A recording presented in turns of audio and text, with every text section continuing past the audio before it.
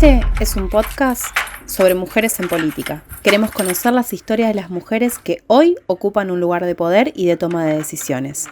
Porque la política define la manera en la que miramos y nos movemos por el mundo. Y también es, o puede ser, una herramienta que transforme y mejore vidas. Hoy, en Mujeres en Política, Inés Larriera. Y a veces uno no se pone a pensar que el Estado para mucha gente, para muchas personas, los bienes públicos son lo único. Bienvenidos y bienvenidas, este es un nuevo episodio de Toda en Clave de Género, este microuniverso de Mujeres en Política. Hoy tengo el gusto, el honor y el placer de entrevistar a Inés Larriera. Inés, muchas gracias por estar acá, estoy muy contenta, la verdad, venimos ahí mensajeándonos hace un rato y la verdad que para mí siempre, como digo, es un honor que mujeres que están en determinados espacios hoy puedan estar aceptando la invitación de venir a compartir esta charla. Así que gracias. Gracias por la invitación, siempre es un placer. Es como mi casa, así que me siento muy cómoda y muy agradecida con vos. Bueno, para romper un poco el hielo, siempre arranco con la misma pregunta, que es si tuvieses que definir o decir quién es Inés Larriera, ¿cómo lo harías? Una mujer común que un buen día empezó a descubrir todas sus potencialidades y decidió apostar a eso y empezar a participar socialmente y a trabajar y también a entrar en la política. Bien. Inés, vos sabés que haciendo un poco de investigación para el podcast, para este capítulo en particular, hay varias cosas que uno va leyendo de la historia, del trayecto y eso, pero me interesaría saber cómo fue tu acercamiento puntual y particular a la política y cómo definís vos qué es la política para vos en tu vida. La política es muchísimo para mí en mi vida porque siempre me apasionó la política, siempre me gustó y por esas cosas que uno piensa que uno no va a estar ahí. Además, bueno, fueron diferentes etapas que transcurrí en mi vida. Yo viví muy fuertemente todo lo que fue el advenimiento de la democracia en el 83 y ahí todos nos enamoramos. Yo era muy joven, ya tenía mis hijas, pero bueno, me casé muy joven también.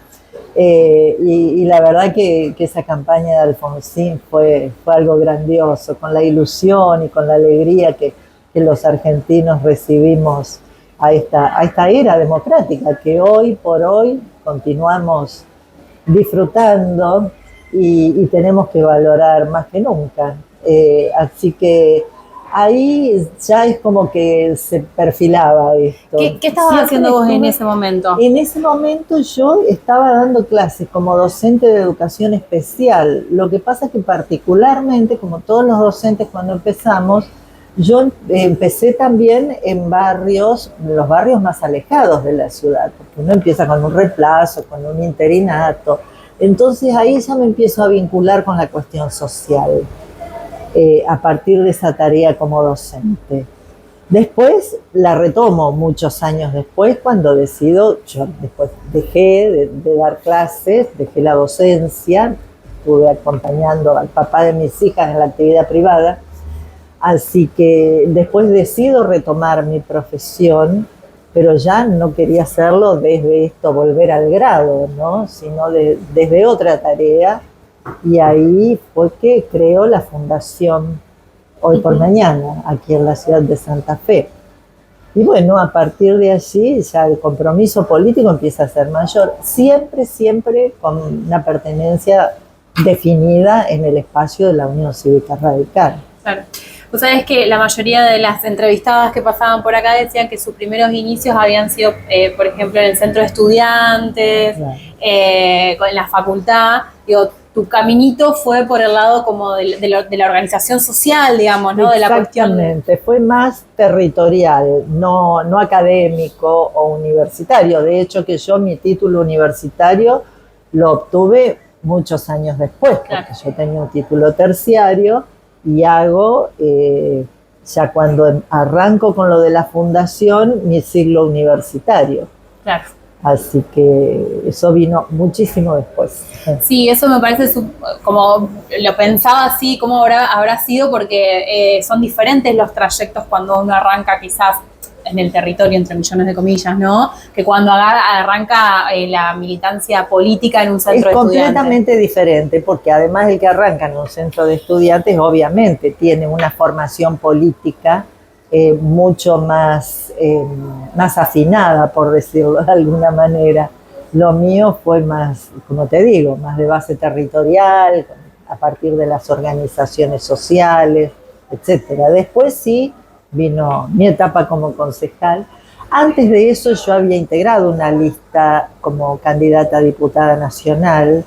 Eso fue en el año 2017, también en la lista dentro de la Unión Cívica Radical, que al final no pudo competir porque hubo ahí un tema con los avales y qué sé yo, pero bueno, la lista estuvo conformada.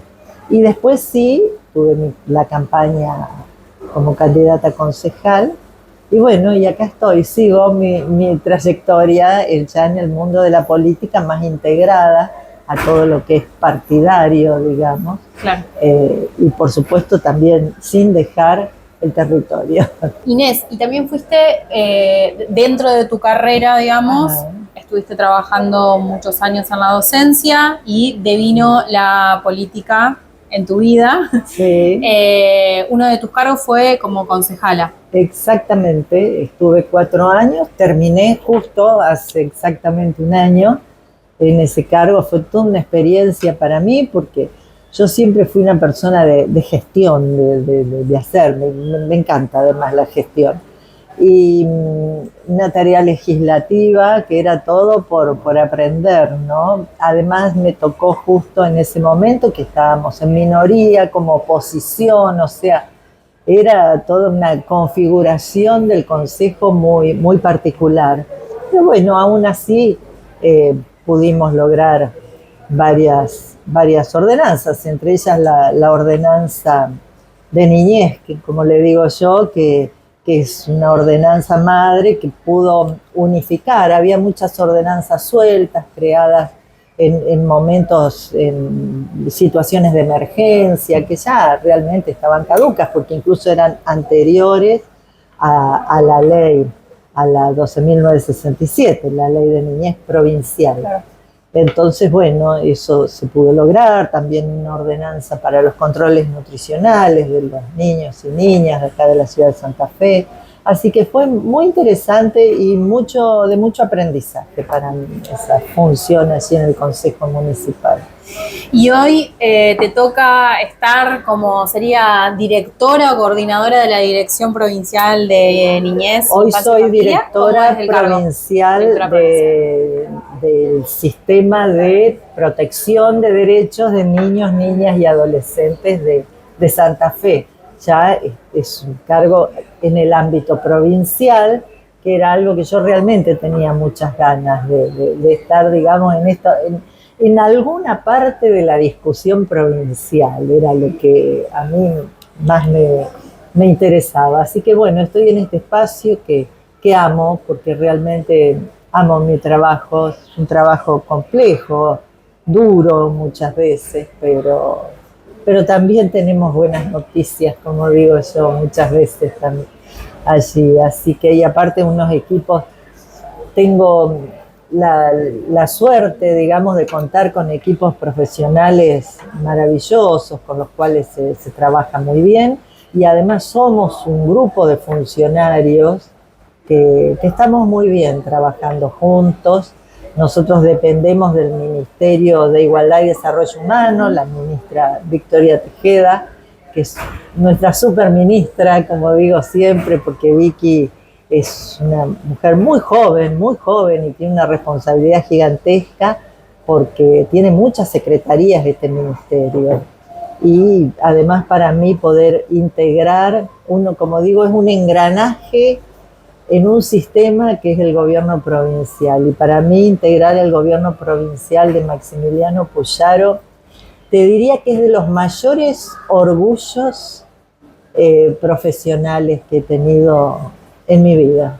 Te vuelvo un poquito ahí a la parte de tu cargo como directora y hoy digo, sí. veníamos hablando atrás de cámara esto de lo difícil que estaba haciendo también a nivel, a nivel social, todo lo que tiene que ver con la asistencia puntual de niños, niñas y adolescentes, que a mi entender también debería ser el Estado el lugar donde más se apuntale, donde más se... Exactamente, por suerte acá en Santa Fe sí ocurre, y para nuestro gobernador y para la ministra nos lo dijeron a todo el equipo de niñez el primer día, la niñez es prioridad, y así se demuestra, digamos, en los hechos y en el camino que hemos transcurrido en apenas un año.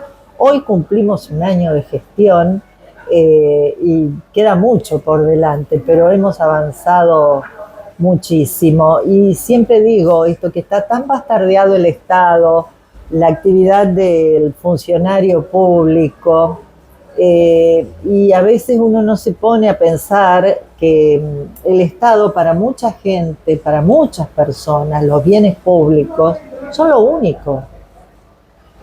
Nosotros en la Secretaría trabajamos para restituir derechos de niños, niñas y adolescentes que han sufrido vulneraciones por diferentes razones, ya sea por negligencia en el cuidado, por abandono, por abuso, maltrato. Y para esos niños el Estado es todo, porque somos quienes vamos a garantizar su protección. Claro. Dos cositas, vos llegás a este lugar, no a este lugar, sino a trabajar con infancias, un poco a partir de tu laburo previo en organización social, ¿vos crees que se va decantando así tu trayectoria? Se fue encadenando, como digo yo, como que no fue casual. Claro, porque venís como con el laburo de la fundación. Con la docencia. Claro. Y eso de haber trabajado en barrios vulnerables a mí me dio también este diagnóstico, que a lo mejor en ese momento yo era muy jovencita. ¿Cuántos años tenías? 18, 19 años. A lo mejor en ese momento no podía hacer esa lectura de esos niños que yo recibía con dificultades de aprendizaje. Pero después,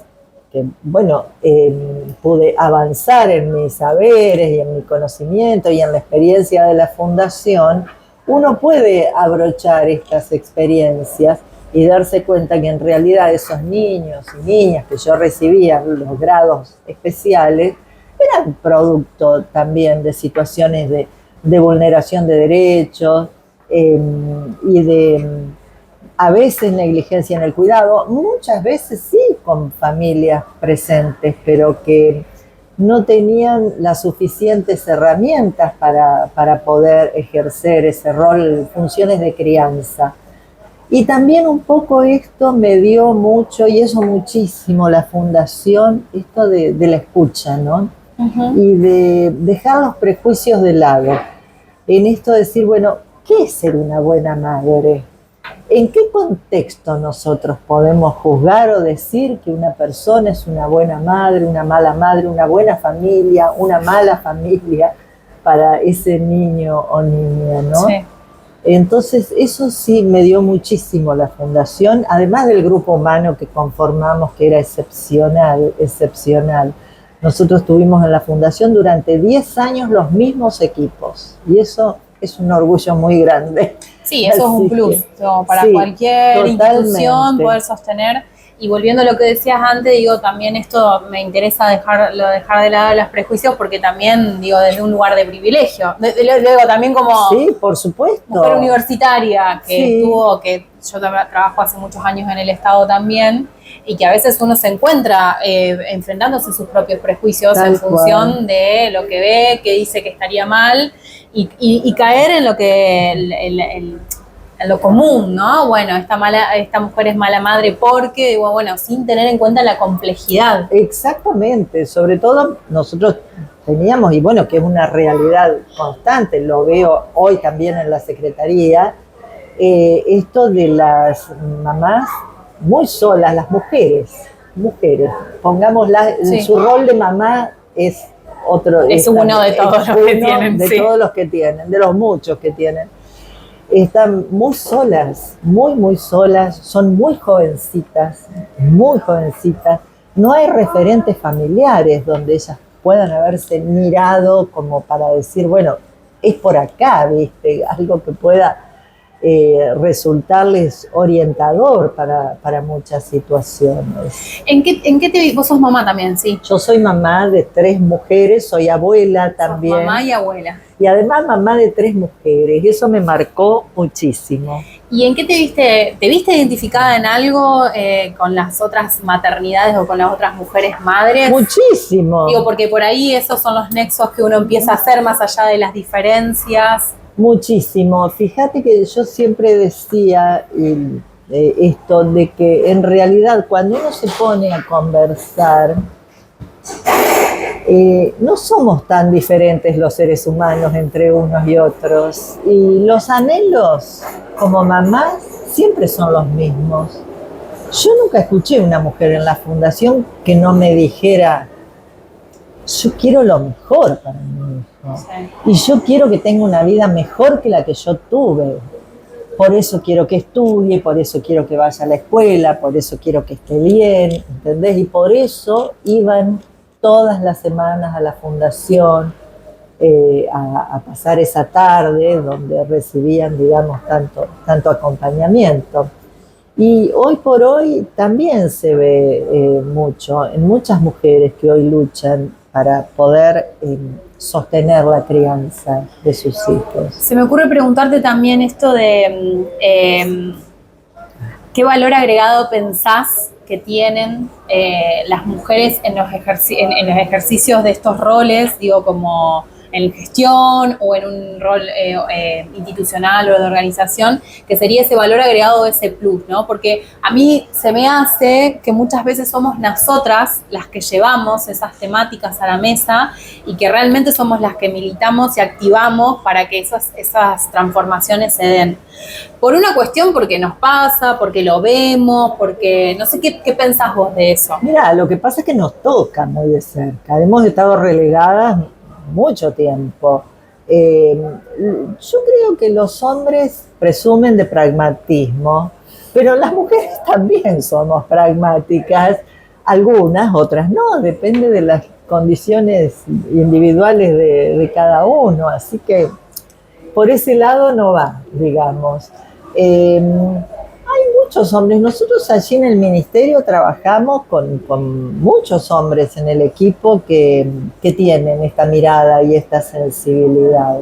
Sí, pero bueno, a veces también es difícil por ahí cuando, no sé, desde las reuniones de padres que se dice padre, pero en general van las madres, sí. ¿no? Cuando hacemos un taller que para padre que en realidad van las madres, sí. Digo, como finalmente esos espacios los terminan ocupando las mujeres, porque son las que muchas veces son las que más están a cargo. De hecho, digo, hay más hogares monomarentales que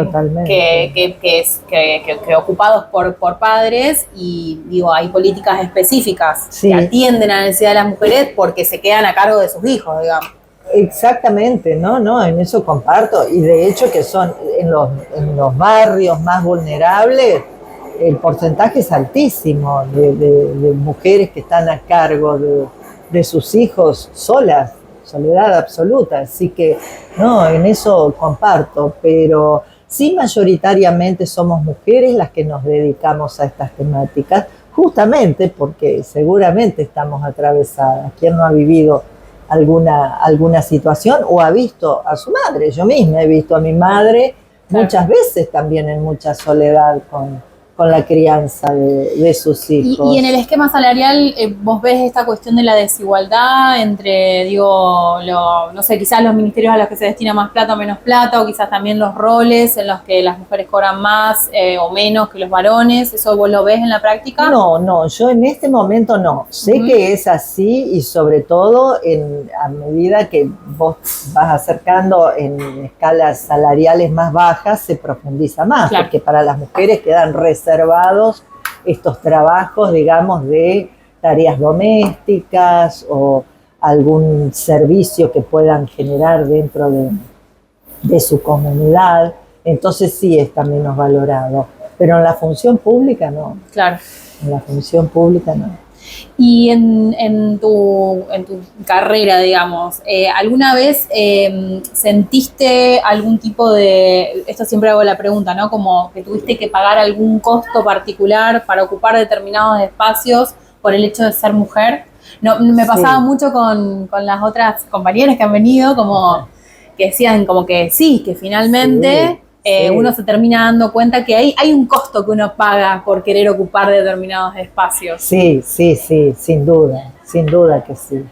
Eh, pero, o sea, no solamente en la política, en Sí, líneas generales, excepto, no recuerdo en la docencia, pero después en la actividad privada también, digamos, es como que eh, pasa, sí, hay costos, pero bueno, el tema es que uno esté dispuesta a asumirlos, ¿no? Y a entender que es así. Y si no lo conoces, bueno, cuando te cae la ficha, tenés que decir, bueno, esto es por esto, no es claro. gratis. Pero bueno, ¿Y cuáles son las características que vos, Inés, pensás que tenés de vos misma para afrontar estas cuestiones, ¿no? Porque digo, como siempre digo, no todas las mujeres quieren estar en esos espacios y quienes están hoy ocupándolos, me parece que está bueno como tomar esos ejemplos o ver qué es lo que creen que tienen para poder asumirlos. mira, eh, algo que yo he aprendido, y uno, a ver, no es lineal, porque No, uno tiene para marchas nada. y contramarchas. Yo hoy lo digo y parezco superada, digamos. No, bueno, pero tenés una Pero, experiencia que te... pero no, de pronto no es tan lineal, pero sí tengo así como eje central, digamos, en mi vida, concentrarme en mi trabajo.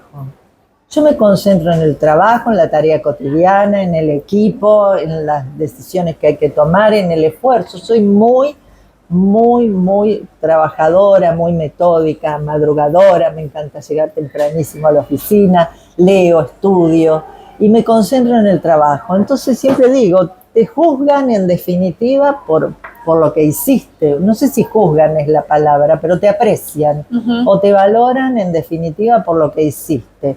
Y uno está en el lugar que está para gestionar y para solucionar los problemas cotidianos y para proyectar un futuro posible y mejor para ese espacio. A mí, por ejemplo, me preocupa mucho poder decir que cuando me vaya de la dirección quedaron cosas hechas y quedó capacidad instalada para trabajar y que no se pierda.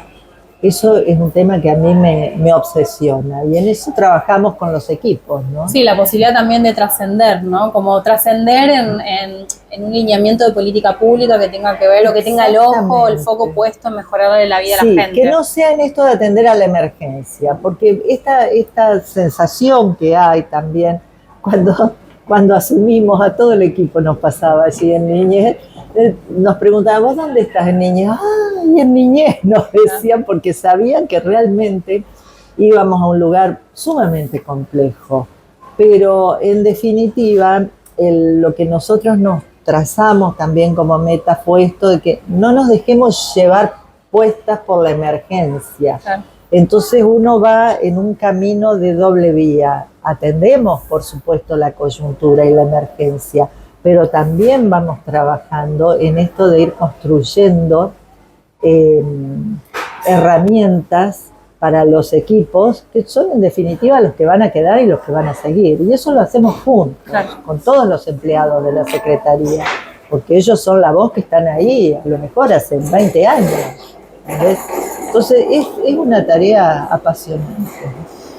Después de este tránsito tuyo, casi toda tu vida destinada también al activismo y a la militancia de protección de las infancias Sí. y de las mujeres, ¿por qué pensás que hay ese prejuicio de que es tan complejo trabajar en niñez? ¿Cuál es tu hipótesis en relación a eso? Porque yo también lo escucho como, viste, como, oh, niñez, viste, como... Mirá, ¿qué crees que pasa? llegan situaciones muy duras, muy complejas. También entiendo que no ha contado con el apoyo político, el espacio en los últimos años que realmente merece. Hubo años donde sí hubo mucho apoyo político. Apoyo político se traduce también en apoyo económico, porque es muy lindo decir, esta es nuestra prioridad, y cuando vos ves el presupuesto, el área no existe.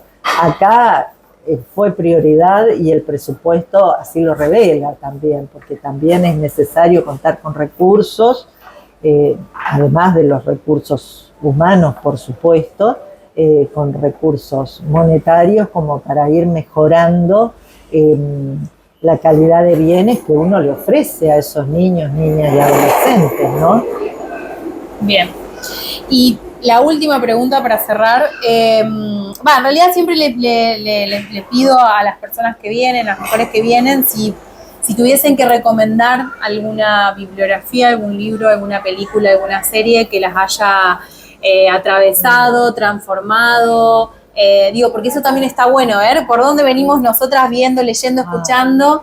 Y me encanta porque todas quedan así como pensando y recalculando. Qué difícil, un libro. Algo que digas, mira, Sí. a mí esto me transformó, linkeado también con todo lo que tiene que ver con las infancias. Me parece que eso está bueno como para que empecemos a compartir materiales Sí. entre todas nosotras. Bueno, hay algo que a mí la verdad que me gusta mucho leer. Últimamente no estoy teniendo mucho tiempo, pero un libro que bueno, muchos, a ver. Bueno, los que quieras, bueno, o autoras. Ensayo sobre la ceguera, por ejemplo, es un libro de Saramago que es impresionante. Está bastante también cruzado con tu formación, ¿o no? Sí. Como en Sí. este mundo. Me gustó mucho últimamente también una autora india, Arundhati Roy, que aborda mucho todo lo que fue la transformación de la India, no para bien, y aborda mucho las problemáticas sociales, realmente es muy, muy buena. Y un libro que a mí me marcó mucho, que leí hace muchos años, porque es un libro que tiene La gesta del marrano. A mí me encantó ese libro, me gustó mucho y me pareció tan fuerte. Y esta cosa de la resistencia, ¿no? ¿Y de qué se trata? Porque ya me atrapó el nombre. O sea. La gesta del marrano transcurre en la época de la Inquisición. Y justamente un marrano, que es el protagonista, el marrano se le llamaba a los judíos sefaradíes, que viene de España huyendo hacia Sudamérica, lo atrapan con estas acusaciones de que practicaban la religión judía, etc. Bueno, y en esa época la Inquisición los torturaban hasta matarlos, porque el objetivo era que reconocieran todos esos actos impuros que habían cometido. Como con las brujas. Exactamente, con las mujeres, exactamente. Y bueno, y el marrano resiste y resiste y resiste, y ha sido tan leal a él mismo, ¿viste? Realmente es un libro que a mí me gustó un montón.